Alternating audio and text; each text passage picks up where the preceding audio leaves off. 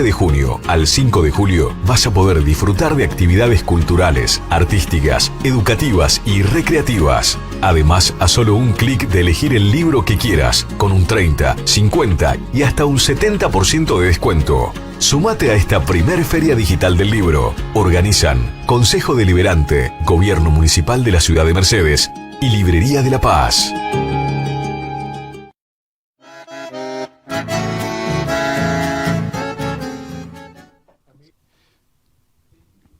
Muy buenas tardes a todos, bienvenidos a esta primera edición de la Feria Digital del Libro de la Municipalidad de Mercedes, organizada por el Consejo Deliberante.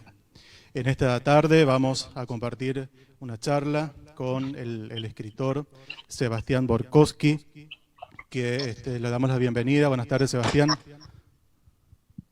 ¿Qué tal? Buenas tardes, ¿cómo andan? Muy bien, ¿y vos?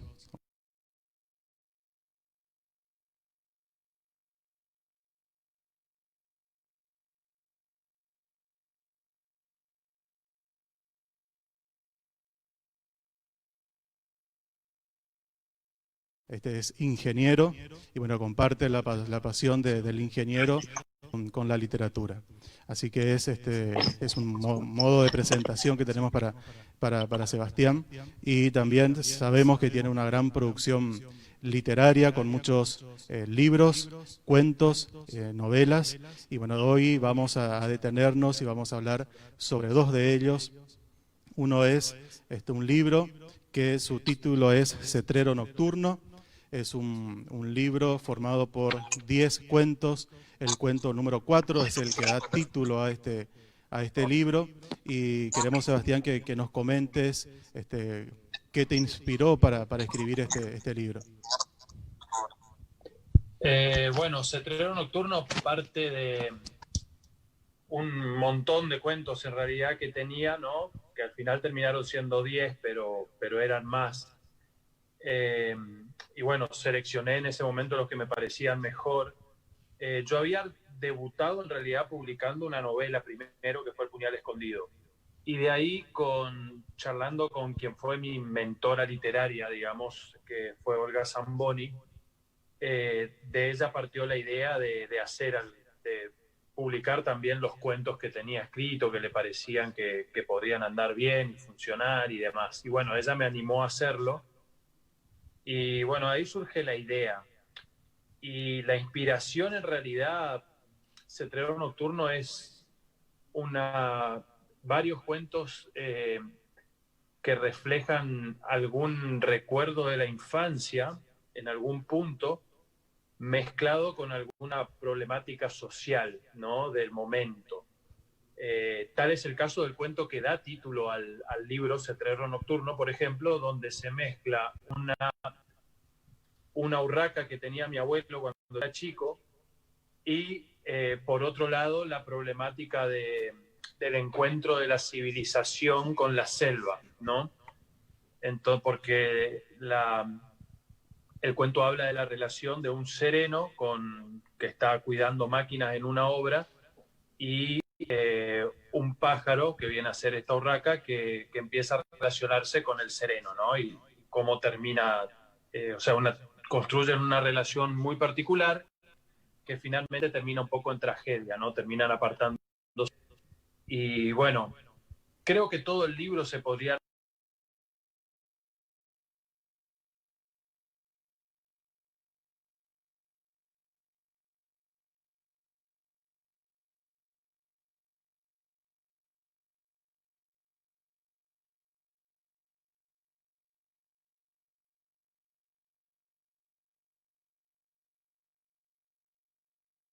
tenés bien marcado la problemática del maltrato laboral y demás, ¿no? Los fantasmas propios de esta provincia. Así que nada, hay mucho de temática social reflejada en el libro. Sí. También aparece el tema de la soledad, ¿o no? También reflejada en este sereno. Sí. En el sereno, en el protagonista del Rescate, por ejemplo, en el protagonista que es un artista solitario, en el protagonista también de Último Cajón, el cuento que te decía, es otro hombre solitario, o sea, la soledad es algo que está bastante presente, marcado en el libro. que está presente. Y Marangoni es Sí. Marangoni es uno de los personajes. Marconi es la urraca. Marconi, perdón. Claro. Que en realidad, obviamente, es el personaje en realidad Sí. del libro, porque o sea, la urraca es la protagonista de ese Cetredo Nocturno, y ese Cetredo Nocturno le da el nombre al libro, así que exacto. prácticamente el libro ya está asociado a Marconi. Y más aún con la producción del audiovisual que está en camino, o sea, ahora es como que la urraca toma muchísimo más protagonismo Sí. todavía. Sí. Pero sí. La mayoría de estos cuentos que forman parte de este libro, sabemos que fueron llevados al teatro, se han hecho cortometrajes, es así, Sebastián, ¿no? Claro. El caso, 4 de estos relatos, o sea, son 10 cuentos y 4 o 5, si mal no recuerdo, fueron llevados al teatro. Uno, por ejemplo, o sea, hay 2 cuentos que son Testigo Forzoso y Último Cajón, que compusieron una obra unipersonal en su conjunto, ¿no? Y se presentó en el año 2015 en Entre Ríos por primera vez. Y recorrió buena parte del litoral esa obra, que se llamó Testigo, justamente. Y una de terror rural, perdón, porque bueno, daba un poco ese doble juego, que es un cuento de terror o Sí. por miedo, o de terror de muy extraño, de muy malo lo que pasa, ¿viste? Así que se juega un poco con eso. Después también se tomó el cuento El Cruce, en el cual ya la dramaturga ahí tomó el cuento mío, y que cuenta la huida épica de 4 hermanos, ¿no? que huyen de un acto de injusticia. O sea, los están persiguiendo para matarlos, digamos, entonces ellos huyen, de eso se trata el cuento. Y en la obra de teatro se refleja esa huida, y en cada huida uno de los hermanos relata un cuento de Quiroga. O sea que hay como una mezcla ahí, en esa obra de teatro de relatos, de ahí también el nombre, como El Cruce de Autores. Exacto.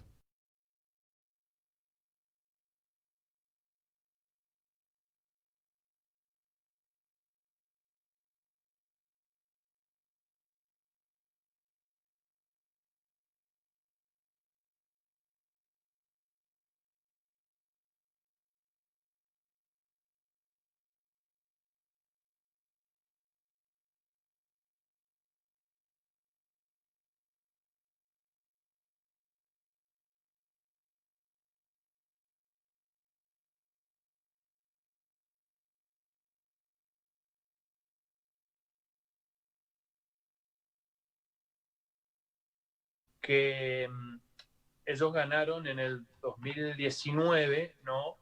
Una beca del Inca para poder producir el cortometraje. Así que bueno, están en proceso, ya están por terminar, y creemos que el cortometraje va a salir, que calculo que agosto más o menos, me parece que ya está definida la fecha de su lanzamiento. Hay que ver, ¿no es cierto?, con todo este contexto ahora, cómo se va a hacer dicho lanzamiento, porque bueno, entendemos las limitaciones, pero no obstante el trabajo se sigue haciendo y ahí está. Así que nada, es algo completo.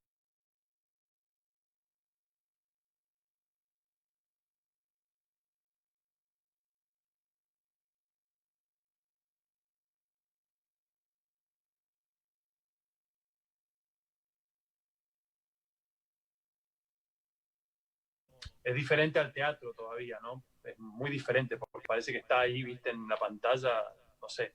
Es difícil encontrar palabras para describir lo que uno siente en estos casos. Es así, entonces quedamos a la espera de la publicación de este cortometraje, y que todos podamos disfrutar de esta gran publicación y de esta gran producción que tenés. Y esto... Claro, estamos muy ansiosos, porque aparte obviamente el director de arte y el director del cortometraje le dan su impronta, le dan una visión diferente también al cuento, o en realidad, como yo digo, el cuento en general se mantiene porque leí el guión y demás, pero desde el aporte audiovisual se enriquece mucho. Ellos le ponen mucho de su creatividad en juego. Así que va a ser un trabajo muy, muy interesante. Así que muy lindo. Y esto que vos comenzás a vivir, de que tus obras, tus cuentos comienzan a ser representados y ser utilizados en otros géneros, ¿te lleva a vos o te exige a vos a la hora de escribir pensar que puede ponerse en escena alguna de esos cuentos o novelas? Ahora hay una doble sentimiento ahí, podríamos decir, ¿no? Por un lado, trato de que no perturbe, ¿no es cierto? Obviamente, el momento que me siento a escribir, digo, bueno, estoy escribiendo un cuento, yo soy un narrador, básicamente, intento que el cuento sea lo mejor posible, pero a nivel prosa, a nivel escritura, en fin. Pero, sin embargo, como ya ocurrió, ahora es como que existe un bichito ahí metido. Che, ¿te imaginás si esto se ve en el cine? ¿Te imaginás cómo se vería esto en el teatro? ¿O te imaginás si esto podría llegar a hacer teatro, o sea, a representarse teatralmente en algún momento? No sé, es como una pregunta que a veces molesta ahora mientras estoy escribiendo. Tal es así que la última obra de teatro la escribí yo, o sea, me dieron ganas de escribir teatro también, que tomaron Sicario, se llamó, la estrenamos el año pasado, y bueno, uno de los cuentos que está en otro libro de cuentos que se llama Los Diablos Blancos se tomó para esa obra teatral, y me ofrecieron hacer la dramaturgia, y yo hice la dramaturgia. Así que obviamente te empieza a llevar para otros lados. Es como que cuando escribí Cetrero Nocturno no era una posibilidad que contemplaba. Jamás, o sea, no se me hubiese ocurrido. Y sin embargo ahora cuando me siento a escribir, sí, lo pienso, y inclusive por ahí ya hasta te llegan también algunas propuestas y demás. Pasa para interpretar el cuento de alguna manera o para llevarlo a algún formato audiovisual. Pasa que bueno, exige otro nivel de inversión, es más complicado. Pero bueno, la pregunta que me haces, te respondo así, digamos, existe esa... trato de que tenga que se meta lo menos posible en mi trabajo, pero la pregunta está ahí y se mete de vez en cuando. Sí, sí, es así seguramente, porque como sabemos, el género narrativo tiene su estructura propia, y sin embargo el género teatral tiene su estructura también, y eso por ahí lleva a que a la hora de escribir vos te plantees una manera diferente, pero también tus cuentos y tus novelas vemos que tienen muchos diálogos, y yo creo que eso también ayuda mucho a la hora de hacer estos cortos, o de poder hacer o llevarlos a escena, ¿no? Claro, en el caso de Cetrero Nocturno, pues ayuda, o sea, hay muchos monólogos del personaje principal, del Sereno, ¿no? Y eso seguramente ayudó un poco a la creación del diálogo o del guión. No obstante, yo pensé en un momento que era así también, ¿no? Pero cuando yo tuve que adaptar mi propio cuento, Sicarios, me di cuenta que no era del todo sencillo, porque cualquier cosa que vos decís a nivel narrativo en el teatro lo tenés que mostrar. O sea, yo no en el teatro, si el tipo está triste, tiene que mostrarme que está triste, o tiene que mostrarme que está feliz. Sí. Con lo cual se eliminan, o sea, se abre todo un universo nuevo de lenguaje y de codificación artística. Ese es el punto. Son mundos diferentes. Pueden pasarse de un lugar a otro, pero hay que tener el respeto necesario. Yo, al menos antes de hacerlo con la obra de teatro Sicarios, que fue mi primera obra como dramaturgo, estudié dramaturgia, hice cursos de dramaturgia para poder, como es, empaparme lo más posible del tema, porque la verdad que no es tan sencillo, ¿no? Pasar de un lenguaje a otro. Claro que sí, que así es, y bueno, felicitaciones por este gran trabajo. Bueno, y ahora cambiamos de libro, cambiamos de obra, y vamos a esta novela, la novela que escribiste, El sueño de Radovan, ¿sí? Esta novela tan linda que que creo que te llevó a Cuba a principios de año a presentarlo en una feria internacional del libro, ¿es así? Sí, durante febrero estuve en La Habana participando de dos, o sea, por un lado, en la feria del libro presenté El sueño Radovan, ¿no? Presenté esta novela, y por el otro también participé del encuentro de jóvenes narradores de Iberoamérica y el Caribe, se llama. Y nada, es un encuentro que yo participé justo en su 20ª edición, creo, y nada, conglomera escritores de todos los países, y la verdad que es una experiencia súper enriquecedora para mí, como artista, como ser humano, porque, bueno, es escuchar también a otros escritores, sus voces, ver qué están escribiendo, cuáles son las problemáticas que quizás se repiten en los diferentes países latinoamericanos, cómo lo abordan con, ¿no? Entender los puntos en común y que tenemos y las diferencias, ¿no? Eso es muy gratificante, ¿no? Como latinoamericano, al encontrarse ahí, la verdad que es de las experiencias más enriquecedoras que tuve como artista hasta el día de hoy, si no te diría la más.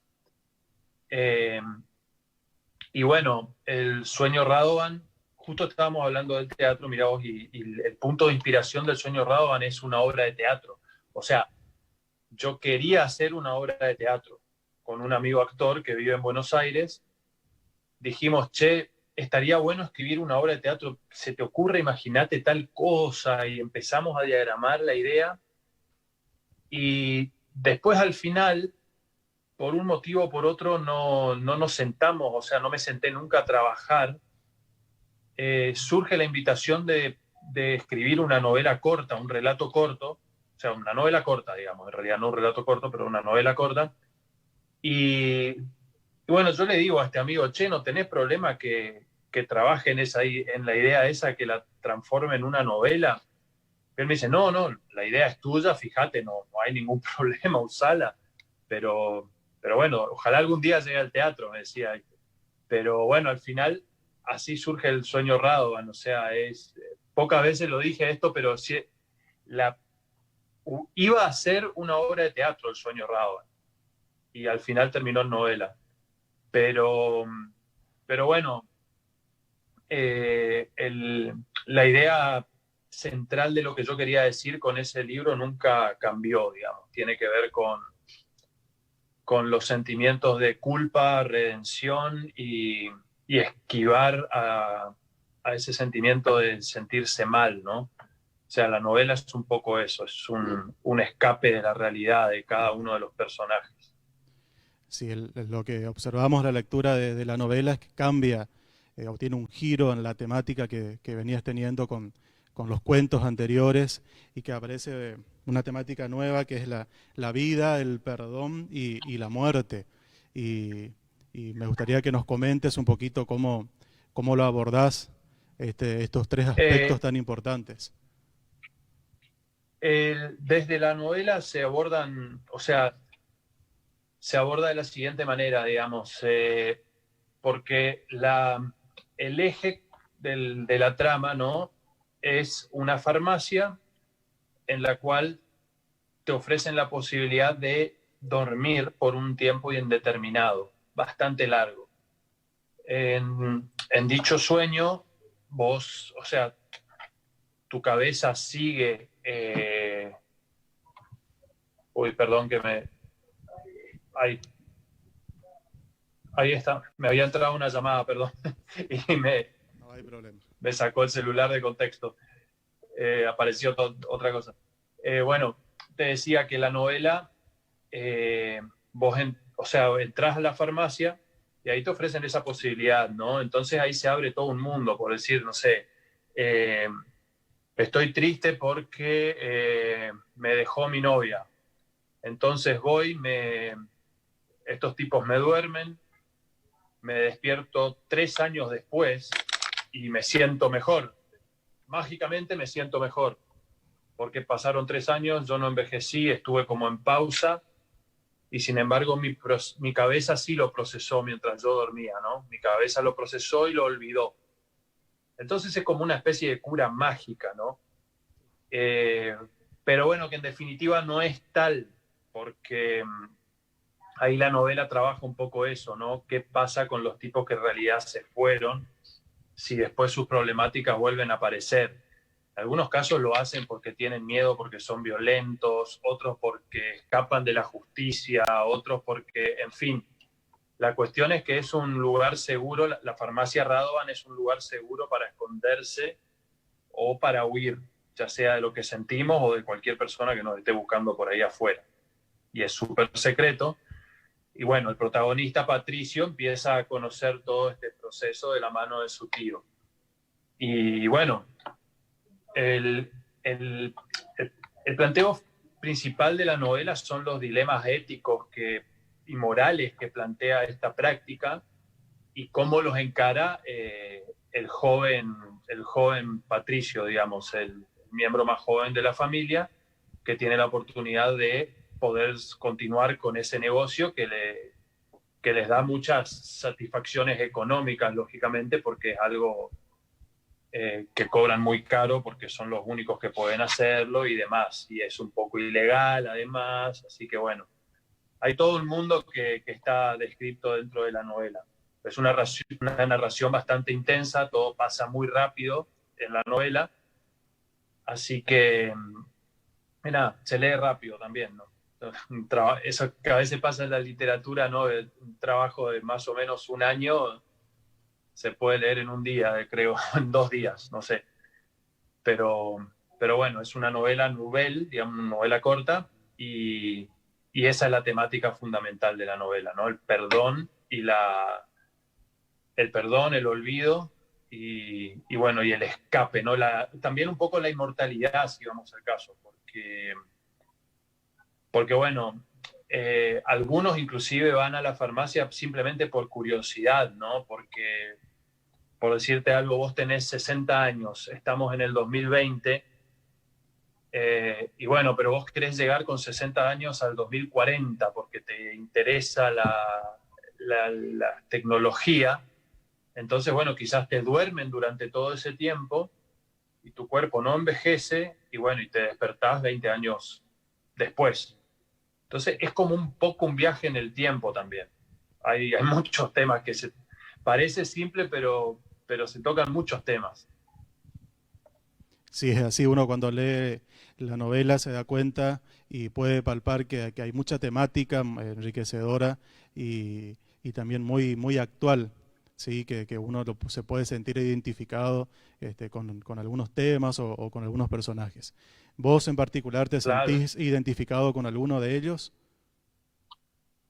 Yo me siento identificado un poco con Patricio, o sea, con el protagonista en un punto, o sea, con dos personajes en realidad, con Patricio y con otro personaje que va solamente porque quiere hacer lo que te decía, ¿no?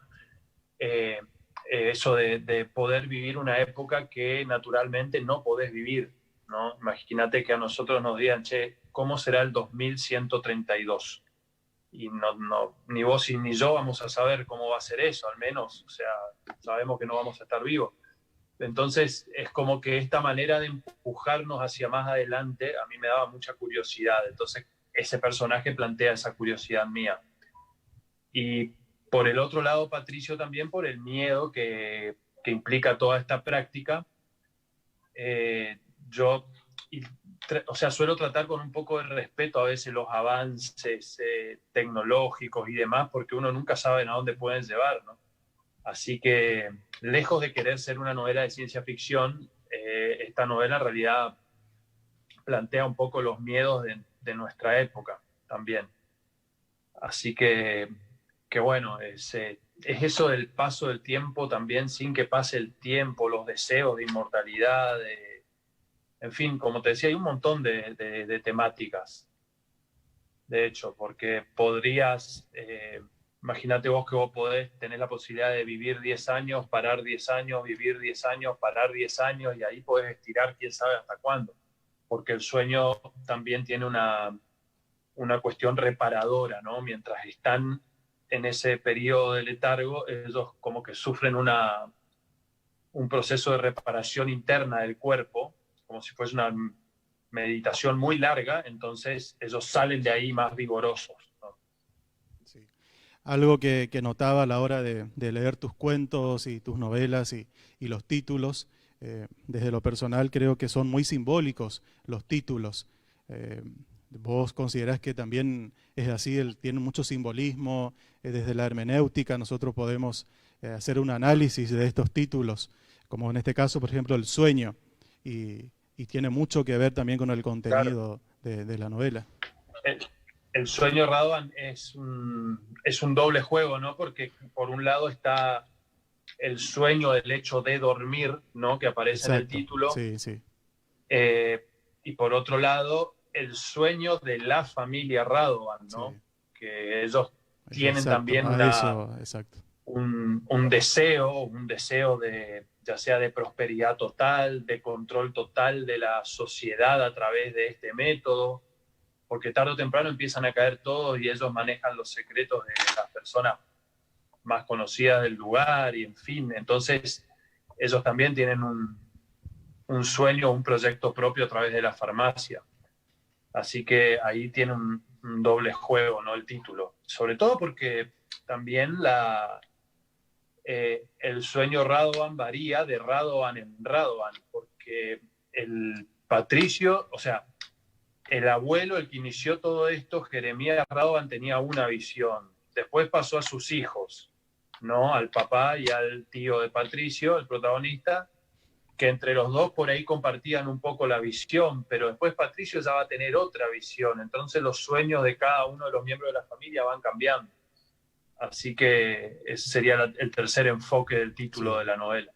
Y son los sueños generacionales también, porque que Claro. desde el fundador y el llegar al nieto, esos sueños fueron cambiando y como así también Fueron, adaptándose a las épocas.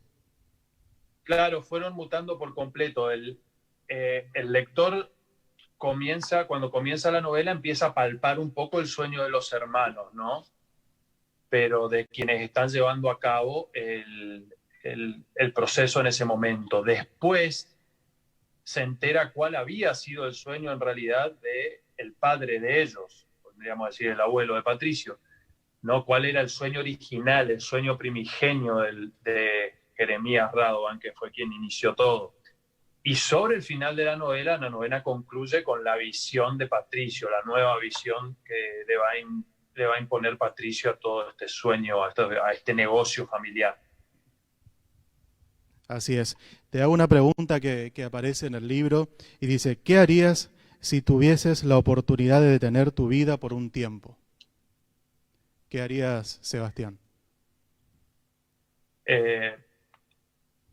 O sea, ahora yo siempre pienso que con hijos chicos, como en mi caso, sería imposible, ¿no? Digo, imagínate parar tu vida, porque acordate que la parás vos, según la novela, y el resto sigue, ¿no? Entonces imagínate si aplicamos los casos de la novela o algo similar a la novela, yo debería parar ahora, que mi hija tiene 6 años, por ejemplo, paro 5 años y me despierto y mi hija tiene 11.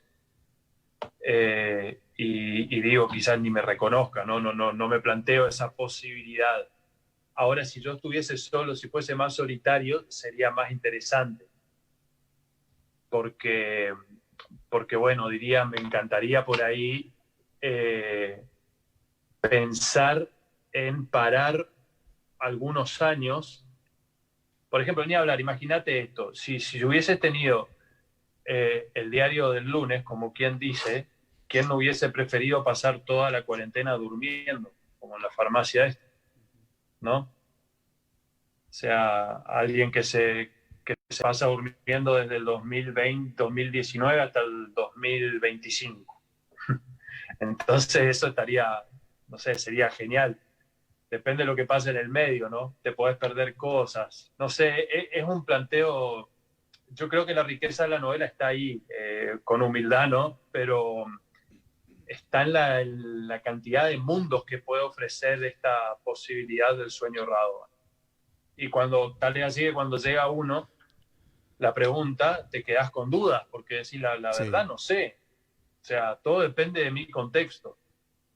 Si bueno, si yo la estuviese pasando realmente mal en un momento muy malo de mi vida por algún motivo, y bueno, sí, quizás quisiera parar todo por un tiempo. Como dice en la presentación de la novela, digamos, esperando a que el dolor desaparezca, ¿no? Quiere decir que en general quien va a buscar la cura del sueño Radovan hay algo que lo molesta muy profundamente, a un nivel muy profundo, porque es una decisión, como yo digo, en una parte del libro creo que lo digo, es tan valiente como cobarde la decisión, ¿no? Sí, sí, sí, sí. Porque hay que tener valentía para someterse a un proceso semejante, y por otro lado es una decisión extremadamente cobarde, porque es decir, no, quiero escapar, quiero salir del dolor, quiero salir de este mundo que no me gusta y que no me sienta bien. Así que esa es un poco la paradoja del sueño Radovan. Así es. Desde lo personal también digo que los cuentos y esta novela en particular es muy recomendable para la lectura en el nivel secundario de las escuelas. Por ahí acá en nuestra zona o en Mercedes tenemos que comenzar a leer, en el caso como el tuyo, escritores regionales y enriquecernos, porque la verdad que son literaturas y bibliografías muy lindas, muy ricas en contenido y con mucho material para trabajarlo en las aulas. Así que totalmente recomendable para aquellos colegas y docentes que quieran comprarle estos libros, porque son muy lindos, muy ricos y los vamos a poder aprovechar en las aulas todo lo que se pueda. ¿Sí? Una pregunta más, Sebastián. Hoy te lo hacía cuando hablábamos a la siesta. ¿Cómo se lleva el ingeniero con el escritor? Depende, a veces conviven bien, a veces a los golpes, pero bueno, como pueden. Es una relación un poco complicada, pero básicamente por una cuestión de tiempos, ¿no? Porque es un poco complicado dividirse en dos profesiones a la vez, ¿no? Si bien la ingeniería yo ya estoy ejerciendo a medio tiempo más o menos, pero aún así todavía me dedico. Y bueno, como toda profesión requiere tiempo, dedicación, ejercicio, capacitación constante también. Y bueno, siempre digo que mi vida dio un vuelco muy grande cuando tuve hijos, porque antes yo por ahí podía pasarme horas desvelado y demás, y después iba al trabajo como podía, y después dormía, después, bueno, me arreglaba y producía siempre durante la noche. A mí siempre me gustó escribir mucho durante la noche. Entonces, tirándote un poco de nuevo el sueño Radovan, al revés, a mí me encantaría también. Imagínate tener el poder de no dormir, digo yo, la cantidad de cosas que haría. Como, no sé, viste que los caballos, por ejemplo, duermen poco, digo, 1 hora, 2 horas, así. Ojalá pudiera, si tuviera esa posibilidad, hablando fantásticamente, ¿no? Hoy la ingeniería y la escritura se llevarían mejor, pero bueno, trato de dividir mi tiempo lo mejor posible, de la manera más efectiva posible entre familia, ¿no? Y los dos trabajos. Pero bueno, la escritura tiene la particularidad también de que muchas veces no sale. Vos decís, bueno, ahora tengo tiempo para escribir y no sale nada o no se te ocurre nada. Así que en esos momentos es dedicarme a la lectura a pleno, ¿no? Porque siempre es fuente de inspiración también. O sea, yo tengo mis horarios habituales de lectura, o sea, antes de escritor soy lector, o sea, trato de leer lo más que puedo, pero cuando me siento a escribir y no me sale nada, automáticamente agarro un libro y es mi manera de decir, no, el tiempo no está perdido, porque estoy leyendo y eso está perfecto. Porque leer está bien para todo el mundo y para un escritor más todavía, ¿no? Así es, la lectura siempre nos enriquece, nos enriquece el vocabulario, nos enriquece en cuanto a cultura general y más en el caso de ustedes, los escritores, Sí. Es un y placer. hace trabajar mucho la imaginación, ¿no? Entonces, es como que estás ejercitándote constantemente. Así es, nos permite viajar a través de la lectura y eso es muy bueno. Sebastián, en el 2018 fuiste reconocido por la Cámara de Diputados, ¿puede ser? ¿Recibiste un reconocimiento? Sí, el Senado. El Senado, Sí. perdón, el Senado. Uh-huh. ¿Sí? ¿Por una de tus obras? Sí, una distinción del Senado, pero sobre todo por mi trabajo literario y mi trabajo con las escuelas, incentivando a la lectura por placer y a que los chicos descubran los libros que les gusta leer por propia iniciativa y demás, ¿no es cierto?, más allá de la currícula escolar. Así que sí, fue un reconocimiento a ese trabajo, ¿no? Y a tratar siempre, pues yo siempre que pude, que me permitieron los horarios, traté de ir a las escuelas para poder charlar con los chicos de libros en general y a veces de mis libros, ¿no es cierto? Muchas veces de mis libros porque, bueno, me invitaban porque me habían leído y, bueno, iba a responder preguntas, a tener una charla así como la que tengo con vos ahora, ¿no es cierto? Solo que con un montón de chicos y, bueno, eso es muy lindo, la verdad, y creo que se reconoció un poco ese trabajo. Que bueno, que lo sigo haciendo al día de hoy, ¿no? Obviamente que este año nada, pero bueno, espero en algún momento que todo esto mejore y cuando me inviten a algún colegio volveré a ir, obviamente. Muy bien, muy merecido ese reconocimiento y más que nada por seguir motivando a los niños y a los adolescentes la lectura y la lectura por placer, que es lo que más se disfruta. Uno que también le gusta la lectura, sabe que esa lectura por placer y la de sentarse a disfrutar de buenos libros nos hace muy bien. Sebastián, en nombre del Consejo Deliberante y de la Municipalidad de Mercedes, muchísimas gracias por tu tiempo, muchas gracias por haber estado presente y por estar aquí con nosotros. No, yo les agradezco a ustedes la invitación, la posibilidad de poder charlar de mi trabajo, de darlo a conocer. Y bueno, felicito la iniciativa de esta Feria Digital del Libro, que es una muestra de cómo se pueden adaptar a los tiempos que corren y aún así poder promocionar la cultura regional y de todo el país a través de una feria digital me parece una idea muy linda y la celebro. Así que bueno, les agradezco a ustedes la posibilidad de poder formar parte de esta feria. Bueno, muchísimas gracias y también difundir que todas tus obras se encuentran a disposición en Librería de La Paz para todos aquellos que quieran comprar. Muy recomendados, los digo yo porque lo estuve leyendo y bueno, y conocí más cuando tomé contacto con vos y aprendí la otra lectura de tus obras. Así que muchísimas gracias, bueno, Sebastián. Y tengo también, cuenta de Instagram, Sebastián Borkowski como mi nombre, lo mismo Facebook y bueno, www.sebastianborkowski.com.ar donde se pueden bajar fragmentos de varios libros también. Muchísimas gracias. Que tengas una linda tarde. Gracias a ustedes. Hasta luego. Chao, chao. Chao, hasta luego. De esta manera seguimos con lo programado para la Feria del Libro Digital. Muchas gracias.